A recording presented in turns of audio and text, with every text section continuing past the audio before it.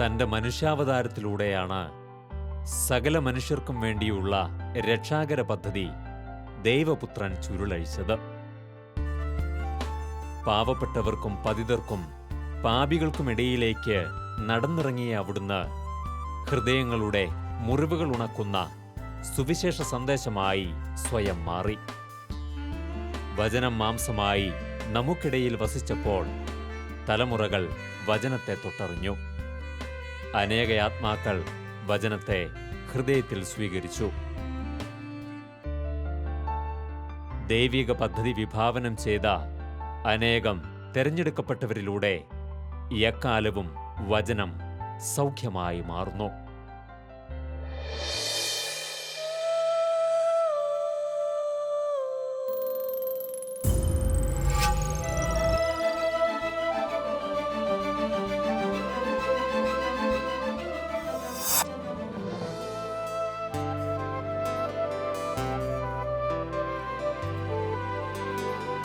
ഇരുണ്ട ജീവിത യാഥാർത്ഥ്യങ്ങളിൽ നിന്നും പ്രത്യാശയുടെ ദൈവസ്വരം തിരിച്ചറിഞ്ഞ് ദൈവവിളിയുടെ രാജപാത തിരഞ്ഞെടുത്ത വിശ്വസ്തനായ ഒരഭിഷിക്തൻ. ദൈവം കനിഞ്ഞനുഗ്രഹിച്ചു നൽകിയ ആകർഷകമായ വാഗ്ധോരണിയാൽ അവിടുത്തെ സന്ദേശം ലോകമെങ്ങുമെത്തിക്കുന്ന ശ്രദ്ധേയനായ പ്രഘോഷകൻ.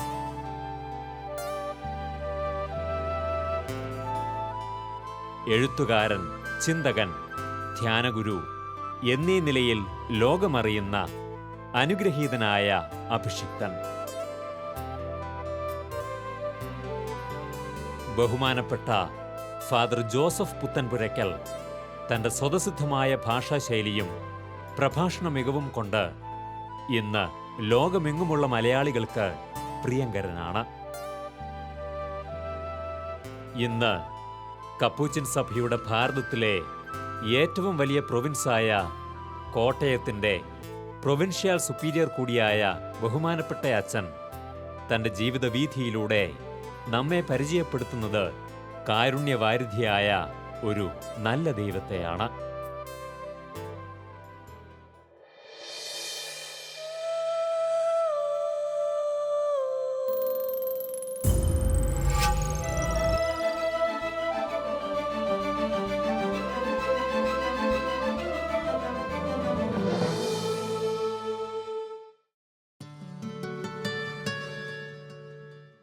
ബഹുമാനപ്പെട്ട ജോസഫ് പുത്തൻപുരയ്ക്കൽ അച്ഛൻ്റെ ബാല്യകാലത്തെ ഓർമ്മകൾ അദ്ദേഹത്തിൻ്റെ ജന്മദേശമായ കട്ടപ്പനയ്ക്കടുത്ത വലിയ തോവാളയുമായി ബന്ധപ്പെട്ടവയാണ്. ആ നാടും നാട്ടുകാരും പിൽക്കാലത്തെ ഒരു വലിയ പ്രാസംഗികനെ വളർത്തിയെടുക്കുവാൻ നിർണായകമായ പങ്കുവഹിച്ചു. മാതാപിതാക്കളുടെ വിശ്വാസ ജീവിതം ആദ്യാക്ഷരം കുറിച്ച അദ്ദേഹത്തിൻ്റെ ആത്മീയ വളർച്ച പക്വത പ്രാപിച്ചത് ഇടവക ദേവാലയാങ്കണത്തിലാണ്. ഇടുക്കി ജില്ലയിലെ കാഞ്ഞിരപ്പള്ളി രൂപതയിൽ കട്ടപ്പനയടുത്തുള്ള വലിയ തോവാള എന്ന സ്ഥലമാണ് എൻ്റെ ജന്മസ്ഥലം. ഞങ്ങളൊക്കെ അരുവിത്തറ കാഞ്ഞിരപ്പള്ളി ഭാഗത്തു നിന്നും 1950കളുടെ ആരംഭത്തിൽ കുടിയേറി വന്ന ഒരു കുടിയേറ്റ ജനതയാണ്. വീട്ടിലെ അപ്പന്, അമ്മ, ഞാൻ, എൻ്റെ ജ്യേഷ്ഠൻ തുടങ്ങിയൊരു കൊച്ചു കുടുംബം. അതായിരുന്നു എൻ്റെ കുട്ടിക്കാലം. മൂത്ത 2 സഹോദരിമാരും ഒരു സഹോദരനും മരിച്ചതിന് ശേഷം ജ്യേഷ്ഠനും ഞാനും മാത്രം അവശേഷിച്ച ഒരു കുടുംബം. അപ്പം കുട്ടിക്കാലമൊക്കെ ഒത്തിരി നല്ല ഓർമ്മകളുടെ ഒരു കാലഘട്ടമായിട്ട് മനസ്സിലുണ്ട്. ഓർമ്മ വെച്ച നാൾ മുതൽ അച്ഛന്മാരും അൾത്താരിയും സിസ്റ്റേഴ്സും ഒക്കെ ചേർന്ന ഒരു കുടുംബം പോലെ ആയിരുന്നു ഞങ്ങളെല്ലാവരുടെയും ജീവിതം.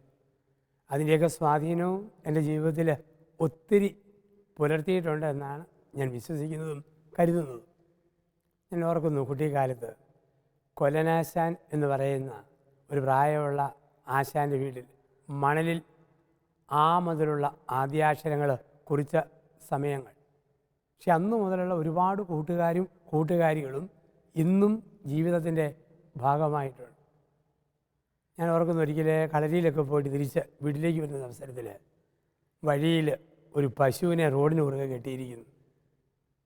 കടന്നു പോകാൻ പേടിച്ച് ഞാൻ കരഞ്ഞോണ്ട് നിന്നപ്പം ഒരു ചേട്ടനടുത്ത് വന്ന് ബിസ്ക്കറ്റ് മേടിച്ച് തരികയും കൈ പിടിച്ച് പശുവിനപ്പുറം കടത്തി വിടുകയും ചെയ്തിട്ടുണ്ട്. ആ ചേട്ടൻ ആരാണെന്ന് പലപ്പോഴും ഞാൻ ആലോചിച്ചിട്ടുണ്ട്. പക്ഷെ ഓർമ്മയിൽ ഇന്ന് വരെയും ആ മുഖം വീണ്ടും തെളിഞ്ഞു വരുന്നില്ല. ഇപ്പം കൊച്ചു കൊച്ചു ഓർമ്മകൾ സമ്മാനിച്ച കളരി പഠിച്ച കാലം, ഒരു കുട്ടിക്കാലം. ഇഷ്ടംപോലെ മാമ്പഴവും ആനിക്കാവളയും ചക്കയും ഒക്കെ തിന്ന് ചാമ്പങ്ങായും പേരയ്ക്കായും ഒക്കെ കഴിച്ച് കൂട്ടുകാരുമൊത്ത് കുസൃതി കളികളുമായി ഓടി നടന്ന ഒരു കുട്ടിക്കാലം, അത് മനസ്സ് നിറയുണ്ട്. PT ജോസഫ് എന്ന ബേബിച്ചനച്ചനെ ഞാൻ 5ാം ക്ലാസ് മുതൽ പഠിപ്പിച്ചതാണ്. നല്ല മിടുക്കനായ ഒരു കുട്ടിയായിരുന്നു. അന്ന് പഠിക്കാനും പ്രസംഗത്തിനുമൊക്കെ 1ാം സ്ഥാനമായിരുന്നു. പിന്നെ ഞങ്ങളുടെ അയൽവക്കത്താണ് താമസം. അതിൻ്റേതായ സ്നേഹം ഇപ്പോഴും തുടരുന്നു. ചെറുപ്പത്തിലേ തന്നെ നല്ല മിടുക്കനായിട്ട് കുസൃതിയൊക്കെ കാണിച്ച് കൊച്ചിലെ വളർന്നു. ഞാൻ ഇവിടെ അയൽവക്കമായതുകൊണ്ട് എല്ലാ കാര്യങ്ങളും എനിക്ക് അറിയാൻ സാധിക്കുന്നുണ്ട്. വളരെ സ്നേഹമുള്ള ഒരു കുട്ടിയായിരുന്നു. അച്ഛനെക്കുറിച്ച് ഓർക്കുമ്പോൾ അച്ഛൻ്റെ മാതാപിതാക്കളെയാണ് എൻ്റെ ഓർമ്മയിലേക്ക് എത്തുന്നത്. അച്ഛൻ്റെ അമ്മച്ചി, ഞങ്ങളൊക്കെ വിളിച്ചുകൊണ്ടിരുന്ന താഴത്തെ ചേടത്തി, അത് ഈ നാടിൻ്റെ എല്ലാവരുടെയും ഒരമ്മയായിരുന്നു. അച്ഛന് വേണ്ടിയിട്ട് ഏറെ പ്രാർത്ഥിച്ച ഒരു വ്യക്തി അച്ഛൻ്റെ അമ്മയാണ് എന്നെനിക്ക് ബോധ്യമുണ്ട്. രാത്രി 12 മണി വരെ ബൈബിള് വായിച്ച് പ്രാർത്ഥിച്ചുകൊണ്ടിരുന്ന ഒരു ജീവിതമായിരുന്നു അച്ഛൻ്റെ അമ്മയുടേതെന്ന് എനിക്ക് ഓർമ്മിക്കാനായിട്ട് സാധിക്കുന്നുണ്ട്.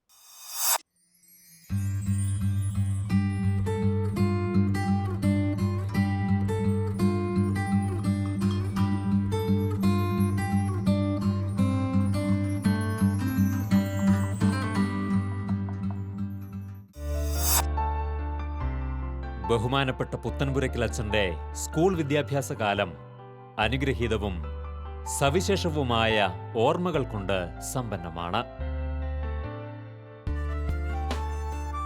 ചെറുപ്പം മുതൽ ദൈവം നൽകി അനുഗ്രഹിച്ചിരുന്ന പ്രസംഗകലയിലുള്ള താൽപ്പര്യത്തെ കണ്ടറിഞ്ഞ് വളർത്തിയെടുത്ത ഗുരുക്കന്മാരെ അദ്ദേഹം സ്മരിക്കുന്നു.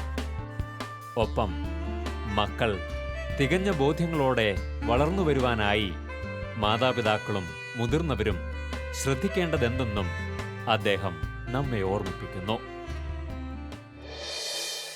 10ാം ക്ലാസ് വരെ പഠിച്ച കാലങ്ങൾ ഇന്ന് ഓർക്കുന്നു. വലിയ തോവാള ക്രിസ്തുരാജ ഹൈസ്കൂളിലായിരുന്നു അന്ന് പഠനം. പഠിപ്പിച്ച ഒരുപാട് നല്ല അധ്യാപകർ, നല്ല ഗുരുഭൂതർ, ആ കാലങ്ങളിലെ ഇടവകയൊക്കെ നയിച്ച ആദരണീയരായ വൈദികർ, അൾത്താരബാലനായി അവിടെയൊക്കെ കൂടുതൽ ചെലവഴിച്ച കാലം. പ്രസംഗം എഴുതി പഠിപ്പിച്ച അച്ഛന്മാരുണ്ട്. തെറ്റിപ്പോകുമ്പം ഞുള്ളിക്കൊണ്ട് പുറകെ നിന്ന കന്യാസ്ത്രീ അമ്മമാരുണ്ട്. അപ്പോൾ ഇവരുടെയൊക്കെ സ്വാധീനം ഒത്തിരിയേറെയുണ്ട്. പ്രത്യേകിച്ച് സിസ്റ്റേഴ്സിൽ തിരുഹൃദയ സന്യാസിനി സമൂഹം എൻ്റെ ജീവിതത്തിൽ നിർണായകമായ സ്വാധീനം ചെലുത്തിയിട്ടുണ്ട്. 10ാം ക്ലാസ് കഴിഞ്ഞ സമയത്തൊരു ജില്ലാതലത്തിൽ ഒരു പ്രസംഗ മത്സരം വന്നപ്പോൾ അത് 20 പരിപാടിയും സാമ്പത്തിക നയവും അടിയന്തരാവസ്ഥ കഴിഞ്ഞു. അപ്പം അതിനെക്കുറിച്ച് നല്ല പ്രസംഗം എഴുതി തന്നൊരു OJ ദേവസ്യ സാറുണ്ട്. അത് മുഴുവൻ പറഞ്ഞെനിക്ക് അന്ന് ജില്ലാതലത്തിൽ 1ാം സമ്മാനം മേടിക്കാൻ പറ്റി. അത് പ്രസംഗത്തിൻ്റെ തലത്തിൽ ഒരാത്മധൈര്യം പകർന്നു തന്നു. സ്കൂളിൽ പഠിക്കുന്ന കാലം മുതലേ 2-3 ഐറ്റങ്ങൾ എനിക്ക് ഒത്തിരി ഇഷ്ടമായിരുന്നു. 1 പ്രസംഗ മത്സരം, 2 കഥാപ്രസംഗം, പിന്നെ ചെറിയ മോണോആക്ട് പോലുള്ള ഫലിതങ്ങൾ. അതെല്ലാം ഇന്ന് സുവിശേഷ പ്രസംഗത്തിലും ഈ വൈദിക ജീവിതത്തിലുമൊക്കെ ഒത്തിരിയേറെ എന്നെ സഹായിക്കുന്നുണ്ട്. ഒരുപാട് ആൾക്കാരെ സ്വാധീനിക്കാൻ അത് ഒരു കാരണമായി തീരുന്നുമുണ്ട്. ഒരുപക്ഷെ പ്രസംഗ ജീവിതത്തിൽ ഒത്തിരി സ്വാധീനിച്ച സംഘടനയാണ് ചെറുപുഷ്പ മിഷൻ ലീഗ്, ഒപ്പം അൾത്താരബാലസഖ്യം. ആദരണീയനായ ഭാഗ്യസ്മരണാർഹനായ PC എബ്രാഹിം എന്ന ചെറുപുഷ്പത്തിൻ്റെ കുഞ്ഞേട്ടനെ ഓർക്കുന്നു. പ്രസംഗത്തിൻ്റെയൊക്കെ മേഖലകളിൽ ഒത്തിരി പ്രോത്സാഹിപ്പിച്ച് അവസരം തന്ന കുഞ്ഞേട്ടൻ. അതുള്ള ഒരു സെബാസ്റ്റ്യൻ പൗത്ത് എന്ന് പറയുന്ന തമ്പലക്കാട് സ്വദേശിയായ ഒരു വ്യക്തി, പൊട്ടനാനിയിലെ ഒരു ജോസഫ് സാറ്, ഞങ്ങൾക്ക് ഒരുമിച്ച് ഒത്തിരി മിഷൻ ലീഗ് പ്രവർത്തിച്ചിട്ടുണ്ട്. ഒരുപാട് അവസരങ്ങൾ അവിടെ ലഭിക്കുകയും ചെയ്തിട്ടുണ്ട്.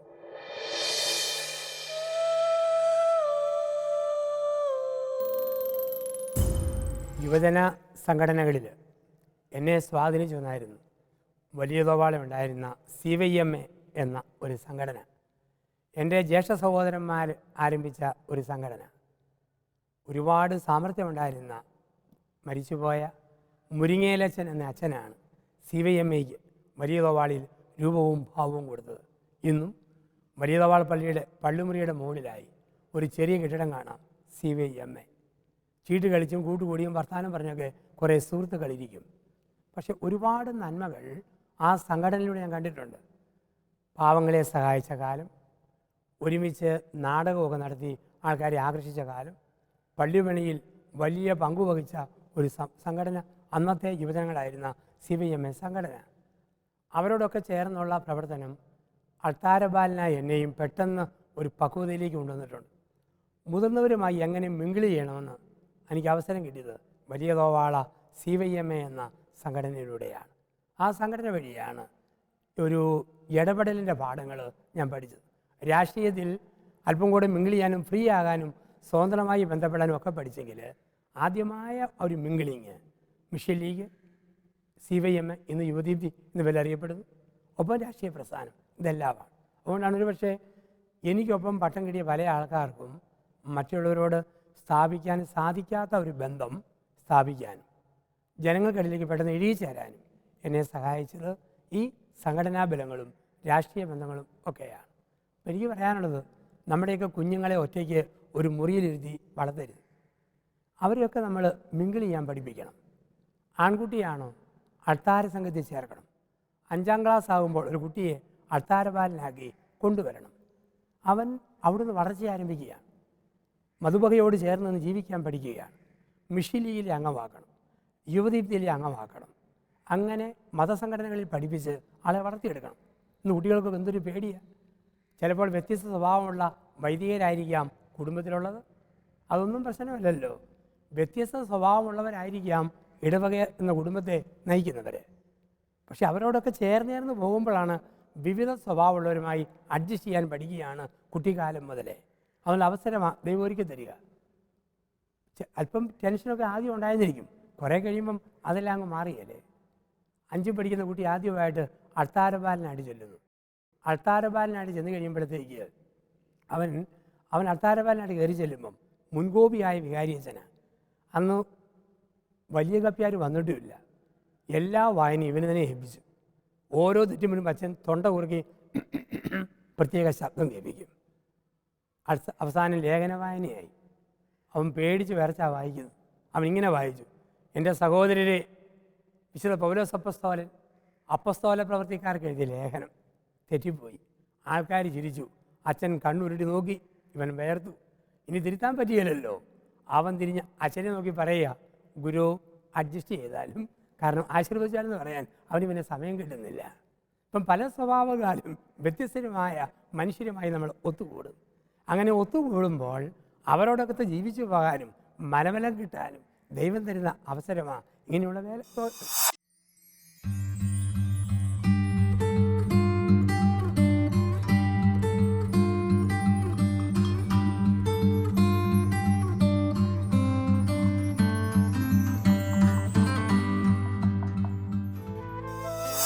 ഇന്ന് തനിക്കുള്ളിൽ കുടികൊള്ളുന്ന ആത്മീയ ശക്തിയുടെയും തീഷ്ണതയുടെയും പിന്നിൽ ചെറുപ്പകാലത്ത് അനുഭവിക്കേണ്ടി വന്ന ദുഃഖദുരിതങ്ങളാണെന്ന് ബഹുമാനപ്പെട്ട അച്ഛൻ സ്മരിക്കുന്നു. ദൈവം അനുവദിക്കുന്ന വേദനകളൊന്നും അർത്ഥശൂന്യമാവില്ലെന്ന് അദ്ദേഹം തൻ്റെ ജീവിതത്തിലൂടെ നമ്മെ ഓർമ്മിപ്പിക്കുന്നു. ഇന്ന് സർവരാലും അംഗീകരിക്കപ്പെടുകയും തൻ്റെ വാക്കുകൾ ഏറെ പേരിൽ പരിവർത്തനങ്ങൾക്ക് കാരണമാവുകയും ചെയ്യുന്നെങ്കിൽ അതിനു പിന്നിൽ ദൈവം അനുവദിച്ച നല്ലതും മോശവുമായ ജീവിതാനുഭവങ്ങളാണ് എന്നും അദ്ദേഹം സാക്ഷ്യപ്പെടുത്തുന്നു. കുഞ്ഞുനാൾ മുതലേ എനിക്ക് ഒരു മനസ്സിൽ ഒരു ചിന്തയുണ്ടായിരുന്നു. പലപ്പോഴും എൻ്റെ കൂട്ടുകാരന്മാരും നാട്ടുകാരും എന്നെ കളിയാക്കി വിളിക്കുന്ന ഒരു വാക്കുണ്ടായിരുന്നു, ചീമൊട്ട. അപ്പൻ ഒരു കോഴിമുട്ട കച്ചവടക്കാരനായിരുന്നു. അപ്പം മുട്ടക്കച്ചവടത്തിന് മുട്ട മേടിക്കുമ്പം അന്ന് പിള്ളേർക്കൊന്നും അറിയത്തില്ലല്ലോ, അരിശം വരുമ്പം കളിയാക്കാൻ വിളിക്കുന്ന വാക്ക് ചീമൊട്ട.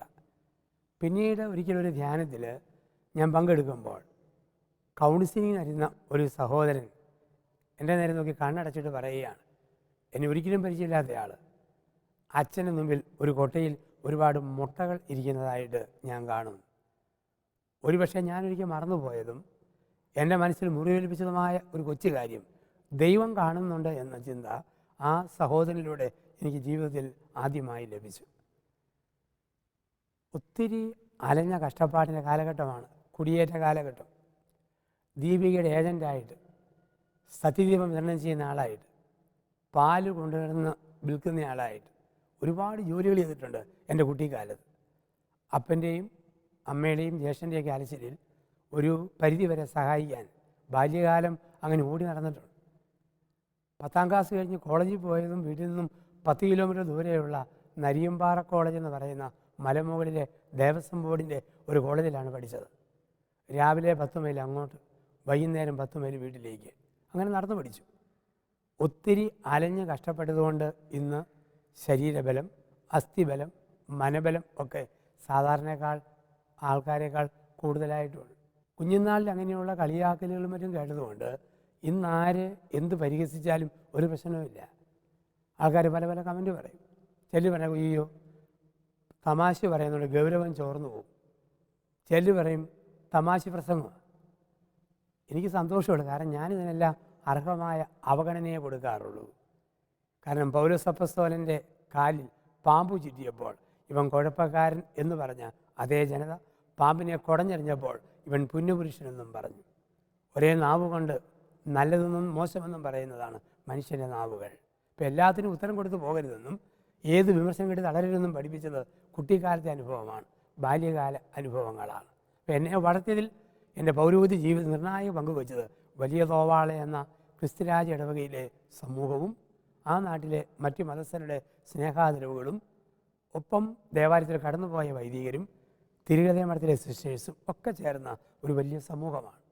അപ്പം ലോകത്തിൻ്റെ എവിടെ ചെല്ലുമ്പോഴും എൻ്റെ മനസ്സിലതുണ്ട്. ഇന്ന് ലോകത്തൊക്കെ പോകുമ്പോഴത്തേക്ക് എനിക്ക് ഏറ്റവും ഇഷ്ടം ഓരോ രാജ്യത്തിലും ആ കടലിലെ വെള്ളത്തിൽ കാലിട്ടാട്ടുക, ചൂണ്ടുകളിൽ നോക്കി ആ വെള്ളം ഒന്ന് രുചിച്ച് നോക്കുക.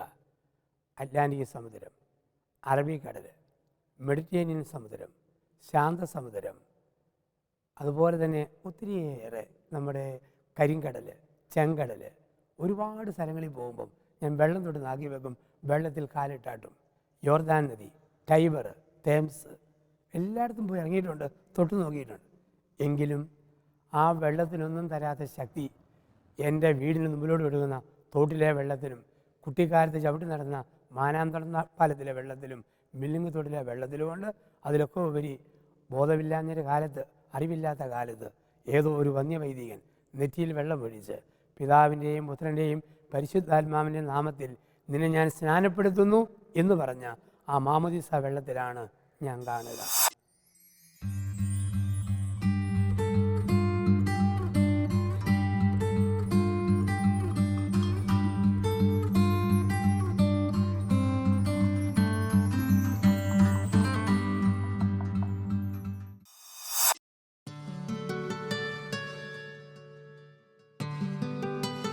സ്കൂൾ വിദ്യാഭ്യാസ കാലത്തെന്നോ ഹൃദയത്തിന്റെ കോണിൽ രൂപപ്പെട്ട ഒരു ആഗ്രഹമായിരുന്നു ബഹുമാനപ്പെട്ട പുത്തൻപുരയ്ക്കൽ അച്ഛന് പൗരോഹിത്യ ജീവിതം. എന്നാൽ കാലത്തിന്റെ കുത്തൊഴുക്കിൽ അന്ന് ദൈവഹിതമെന്തെന്ന് തിരിച്ചറിയാതെ പോയ അദ്ദേഹം ചെന്നെത്തിയത് മറ്റൊരു ലോകത്തായിരുന്നു.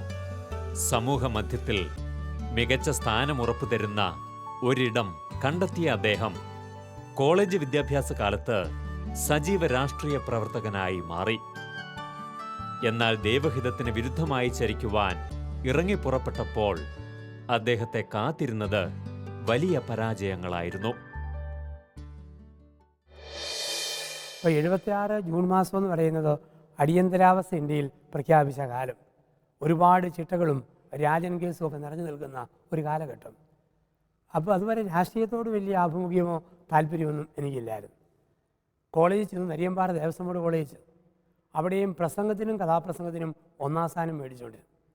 അങ്ങനെ നേടിയ അവസരത്തിൽ രാഷ്ട്രീയ പ്രസ്ഥാനങ്ങൾ എന്നെ നേരെ വലവീശി തുടങ്ങി. പ്രസംഗം ഇഷ്ടമായപ്പോൾ ഇടുക്കി ജില്ലയിലെ ശക്തിയുള്ള ഒരു രാഷ്ട്രീയ പ്രസ്ഥാനവും അതിൻ്റെ യുവജന നേതാക്കളും എൻ്റെ സുഹൃത്തുക്കളായി മാറി.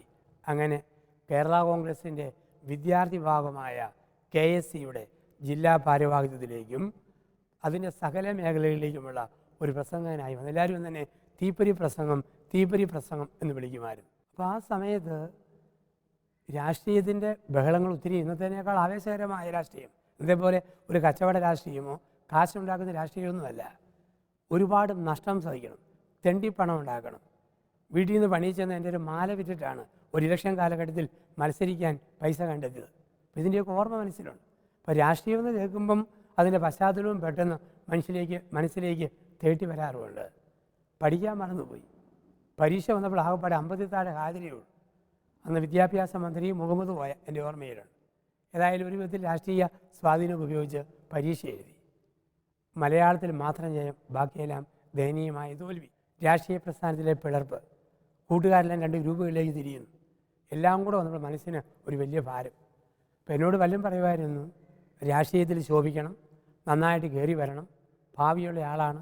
ഞാനും ആ പ്രതീക്ഷകളും സ്വപ്നങ്ങളും മനസ്സിൽ വെച്ചിട്ടുണ്ട്. നാട്ടിൽ അതിനുള്ള അംഗീകാരവും ആദരവും സഹായവും സ്ഥലത്തെ ആൾക്കാരും എനിക്ക് നൽകുന്നുമുണ്ടായിരുന്നു. ഇന്ന് പലരും പറയും, ഇന്നിങ്ങനെ ആയിരുന്നില്ലെങ്കിൽ ഉടുമ്പൻചോല നിയോജകമണ്ഡലത്തിൽ MLA ആയിട്ട് കാണുമായിരുന്നു എന്ന് പറയുന്ന ഒരുപാട് സഹപ്രവർത്തകരുണ്ട്. ചിലർ പറയും, ഇന്ന് രാഷ്ട്രീയത്തിൽ എവിടെല്ലാം ആയനെയായിരുന്നു ഞങ്ങളുടെ കൂടെ ആയിരുന്നെങ്കിൽ. ചിലരൊക്കെ പറയും, ഒരു പക്ഷേ അങ്ങനെ പോയിരുന്നെങ്കിൽ ആരെങ്കിലും ഏറുകൊണ്ട് ചത്തുപോയതിനെയും ഇങ്ങനെ പോയത് നന്നായി എന്ന് പറയുന്നവരുമുണ്ട്. ഇപ്പോൾ ജീവിതത്തിൻ്റെ അനുഭവം രാഷ്ട്രീയത്തിൻ്റെ തീച്ചുളകളിൽ വളർന്ന ഒരു കാലഘട്ടമുണ്ട്.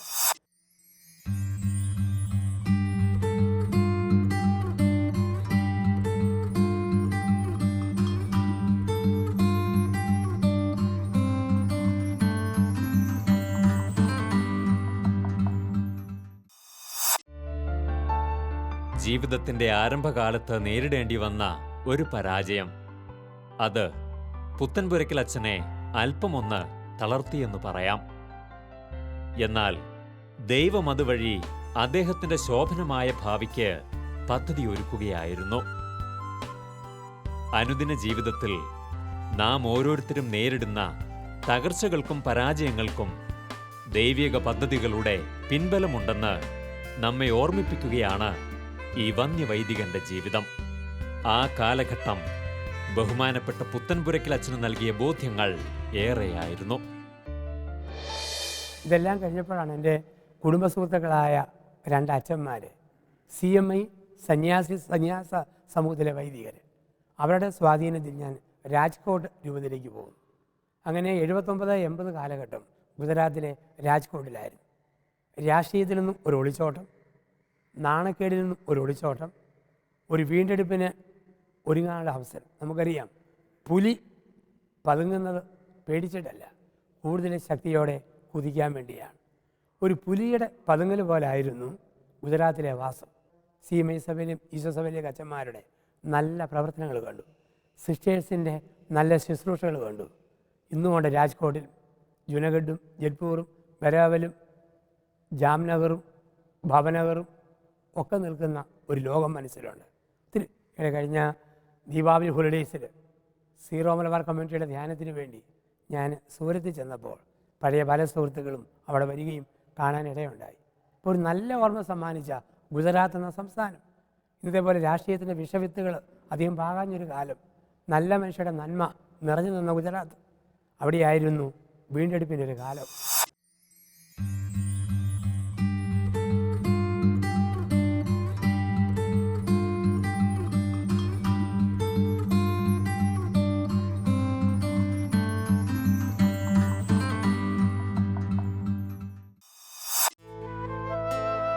ചെറുപ്പകാലങ്ങൾ മുതൽ ഉള്ളിൽ രൂപപ്പെട്ടിരുന്ന ആത്മീയ ബോധ്യങ്ങളുടെയും ജീവിത വീക്ഷണത്തിൻ്റെയും വെളിച്ചത്തിൽ ഒരു ശക്തനായ ശുശ്രൂഷകൻ അവിടെ രൂപപ്പെടുകയായിരുന്നു.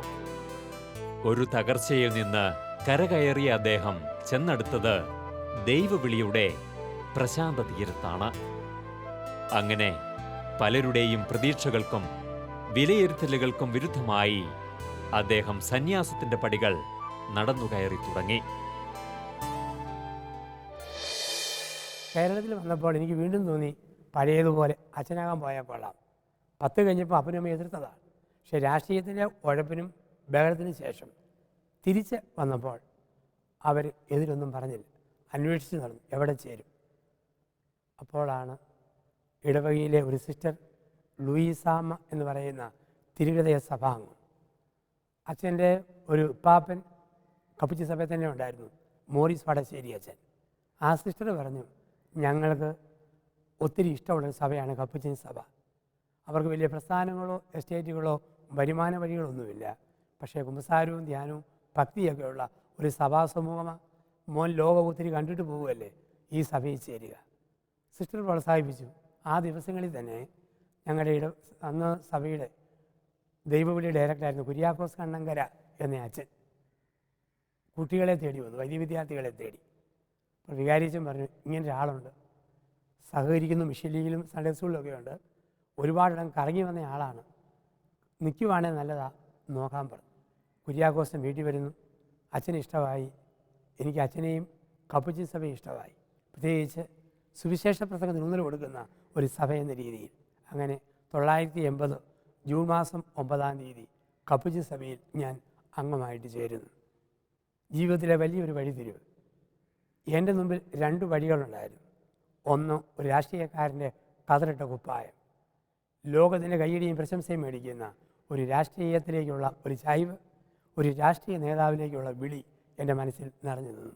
ഒപ്പം അവൻ്റെ അപ്പവും രക്തവും പങ്കുവെക്കുന്ന ഒരു പുരോഹിതൻ്റെ ജീവിതം. അപ്പം വൈദികൻ്റെ കുപ്പായവും രാഷ്ട്രീയക്കാരൻ്റെ വേഷവും തമ്മിൽ ഒരു മൽപ്പിടുത്തം എൻ്റെ ഉള്ളിലുണ്ടായിരുന്നു 80കളുടെ ആരംഭത്തിൽ. പക്ഷേ ആ മൽപ്പിടുത്തത്തിൽ ക്രിസ്തുവിൻ്റെ പുരോഹിതനാകാനുള്ള ആഗ്രഹം ജയിച്ചു. രാഷ്ട്രീയത്തോട് അന്ന് വിട പറയുകയും ചെയ്തു.